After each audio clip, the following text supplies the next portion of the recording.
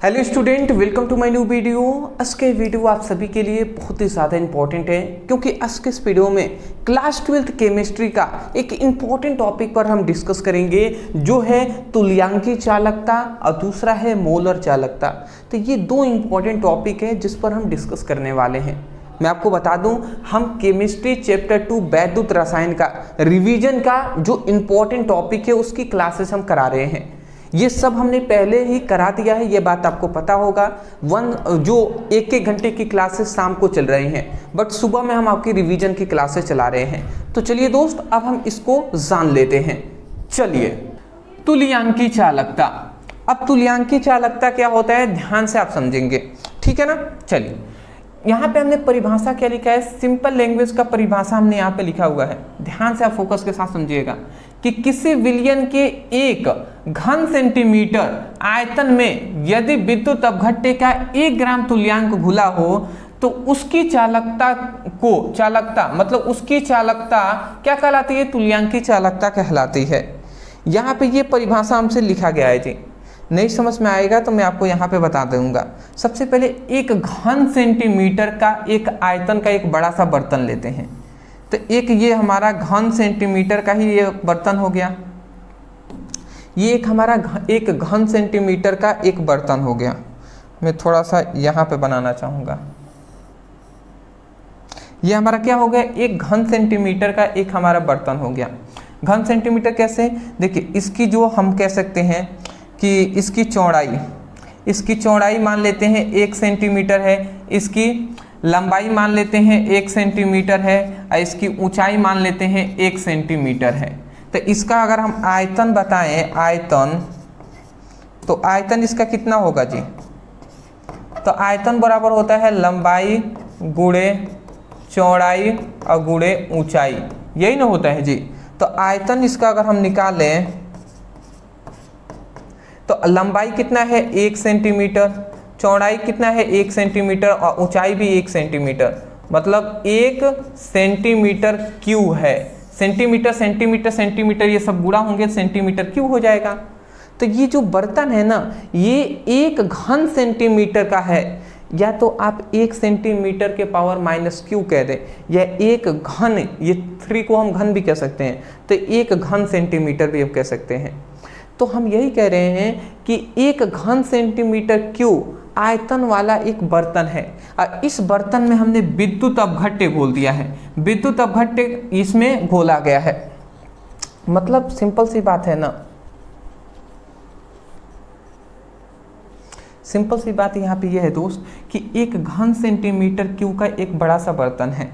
अब इस बर्तन में 1 ग्राम तुल्यांक हम घोलेंगे, 1 ग्राम तुल्यांक घोलेंगे। अब किसका, विद्युत अपघट्य का, विद्युत अपघट्य का। ध्यान से आप समझेंगे, यहाँ पे हम क्या कह रहे हैं, इसको हम क्या कह देंगे, 1 घन सेंटीमीटर क्यूब आयतन का बर्तन है। तो हम यही कहेंगे कि 1 घन सेंटीमीटर क्यूब आयतन में यदि विद्युत अपघट्य का 1 ग्राम तुल्यांक घुला हो, विद्युत अपघट्य का 1 ग्राम तुल्यांक इसमें घुला हो, तो इस विलयन की जो चालकता होगी ना, इस विलयन की जो चालकता होगी वही चालकता क्या कहलाएगी, तुल्यांकी चालकता कहलाएगी। बात आप समझ रहे हैं। जैसे ये एक बड़ा सा बर्तन है, इसमें पहले से जल भरा हुआ है, ठीक है ना, इसमें पहले से जल है। इसमें हम विद्युत अपघट्य का 1 ग्राम तुल्यांक घोलेंगे, ठीक है ना। तो इस विलयन की जो चालकता होगी ना, वही चालकता तुल्यांकी चालकता कहलाएगी।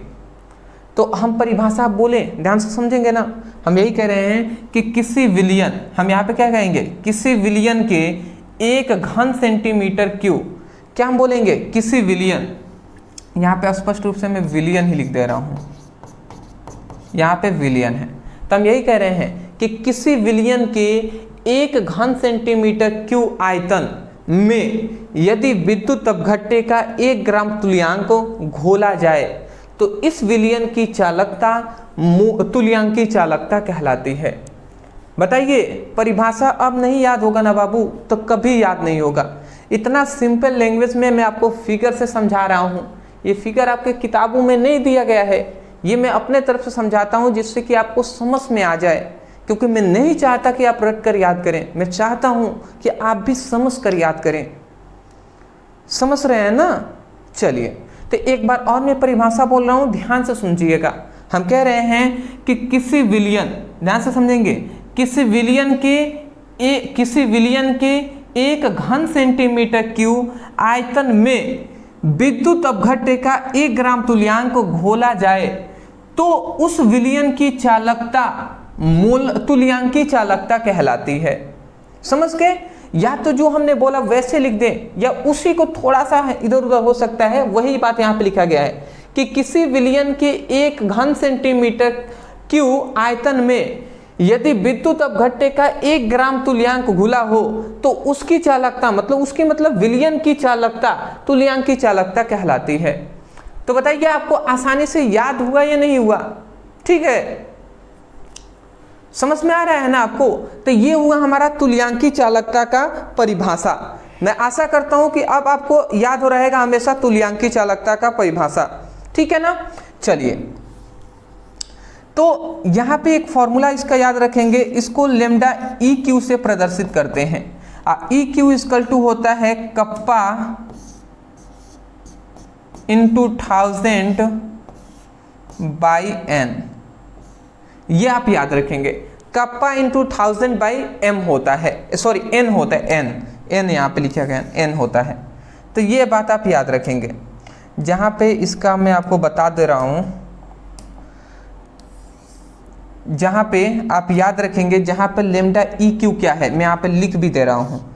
जहाँ पे लेमडा ई क्यू, जहाँ पे लेमडा ई क्यू क्या है, ई क्यू है तुल्यांकी चालकता।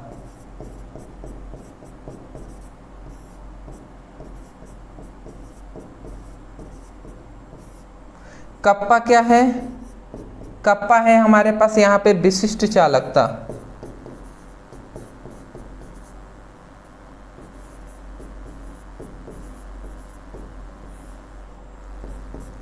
ठीक है, यहाँ पे n क्या है? n है नॉर्मलता, ठीक है ना? तो ये आप याद रखेंगे, 1000 तो वही है जी। तो मैं आशा करता हूँ कि ये सबसे पहली बात जो तुल्यांकी चालकता है ये आपको आसानी तरीके से समझ में आ गए होंगे। तो चलिए दोस्त, इतनी बात समझ के अच्छी बात है, स्क्रीनशॉट आप ले लीजिए।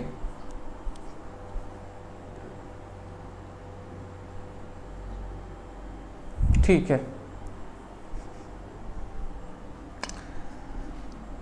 अब हमारा अगला आता है कि तुल्यांकी चालकता और विशिष्ट चालकता में संबंध। तुल्यांकी चालकता और विशिष्ट चालकता में क्या संबंध होता है जी? ठीक है ना?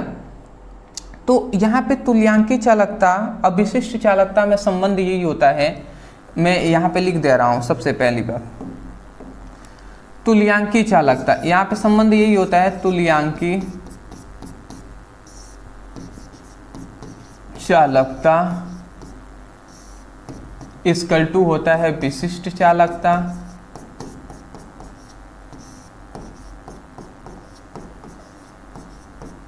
अब गुणे जानते हैं क्या होता है? गुणे होता है 1 ग्राम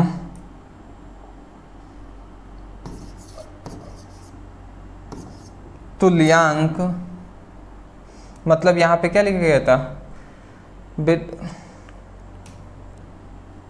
1 ग्राम, मतलब ऐसे हम लिख देंगे, विद्युत अपघट्य का 1 ग्राम तुल्यांक वाले विलयन, विद्युत अपघट्य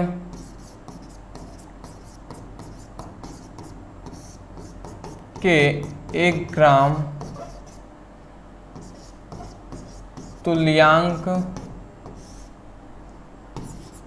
वाले विलयन। ये आप याद रखेंगे, विद्युत अपघट्य के 1 ग्राम तुल्यांक वाले विलयन का क्या होता है? विलयन की 1 सेंटीमीटर क्यूब के आयतन, ठीक है ना? विलयन की 1 सेंटीमीटर क्यूब का आयतन, आयतन का जो बर्तन है वो, ठीक है ना? तो ये आप याद रखेंगे, यही इसका क्या है? रिलेशन है, या हम कह सकते हैं संबंध है, ठीक है ना? तो इस संबंध को आपको याद रखेंगे, ठीक है। तो इसको अगर हम संकेत रूप में लिखें तो तुल्यांकी चालकता को लैम्डा ई क्यू लिख सकते हैं, तुल्यांकी चालकता को लैम्डा ई क्यू। यहाँ पे विशिष्ट चालकता को हम क्या लिख सकते हैं, विशिष्ट चालकता को हम कप्पा लिख सकते हैं।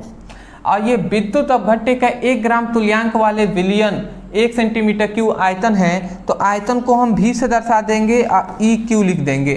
ई क्यू का मतलब है विद्युत अपघट्य के 1 ग्राम तुल्यांक वाले विलयन, ठीक है ना, और उसका आयतन है जो है भी, ठीक है ना। तो यह तो आप संकेत रूप में ये लिख दें या आप डिटेल में यहाँ पे लिखा गया है, ठीक है। चलिए जी, वही दोनों बात लिखा गया है। नेक्स्ट आता है मोलर चालकता। मोलर चालकता क्या होता है, अब इसको समझ लेते हैं। मोलर चालकता बहुत ही सिंपल है। जिस प्रकार तुल्यांकी चालकता था ना, जो हमने अभी समझा, उसी प्रकार मोलर चालकता को भी आपको समझना है। वैसे ही सेम टू सेम है। यहाँ पे थोड़ा सा डिफरेंट है केवल ओनली। कह रहा है कि किसी विलयन के 1 सेंटीमीटर क्यूब, या हम कह सकते हैं किसी विलयन के 1 घन सेंटीमीटर आयतन में यदि विद्युत अपघट्य का 1 मोल घोला हो तो उस विलयन की चालकता मोलर चालकता कहलाती है। मतलब समझ गए कि एक ऐसा विलयन लेंगे जिसका आयतन कितना हो, यहाँ पे एक हम बर्तन लेते हैं, एक ये बर्तन ले लिए जिसका क्या है, जिसका आयतन कितना हो, आयतन कितना हो, 1 घन सेंटीमीटर क्यूब हो। 1 घन सेंटीमीटर क्यूब मतलब लंबाई चौड़ाई या ऊंचाई दोनों इक्वल ही हो, ठीक है ना। तो 1 घन सेंटीमीटर क्यूब आयतन वाला ये बर्तन है जिसमें हमने विलयन भरा गया है। अब इसमें हम क्या कर देते हैं, इसमें विद्युत अपघट्य का, विद्युत अपघट्य का 1 मोल घोलने पर,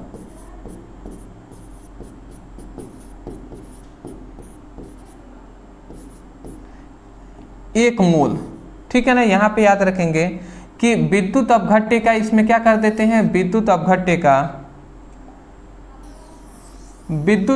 का 1 मोल हम घोलेंगे तो इस विलयन की जो चालकता होगी ना, इस विलयन की जो चालकता होगी वही चालकता क्या कहलाएगी, मोलर चालकता कहलाती है। मतलब आप समझ गए होंगे कि हम क्या कह रहे हैं कि किसी विलयन के 1 सेंटीमीटर क्यूब आयतन में यदि विद्युत अपघट्य का 1 मोल घोलने पर घोला जाए तो उस विलयन की चालकता मोलर चालकता कहलाती है। समझ में आ गया आपको। एक बार और सुन लीजिए, किसी विलयन के 1 सेंटीमीटर क्यूब आयतन में यदि विद्युत अपघट्य का 1 मोल घोला जाए तो इस विलयन की चालकता मोलर चालकता कहलाती है। मैं आशा करता हूं कि आपको समझ में आ गई होंगी, ठीक है ना। मोलर चालकता का यहाँ पर फॉर्मूला होता है lambda m equal to kappa into 1000 by m, जहां m क्या है, मोलरता है।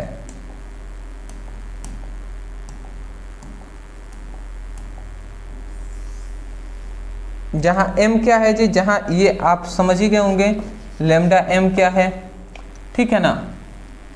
तो यहाँ पे मैं लिख दे रहा हूँ, यहाँ पे लिख दूँ क्या मैं, जहाँ पर लैम्डा m क्या है, लैम्डा m है मोलर चालकता।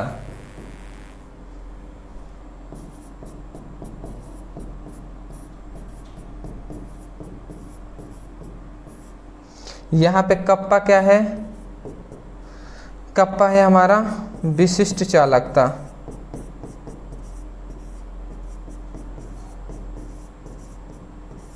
और यहाँ पे m क्या है, मोलरता,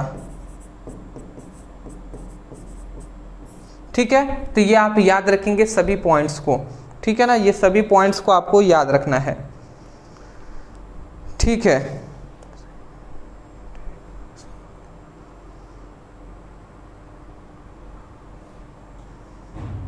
ठीक है ना। यहां पे आप एक याद रखेंगे साइमन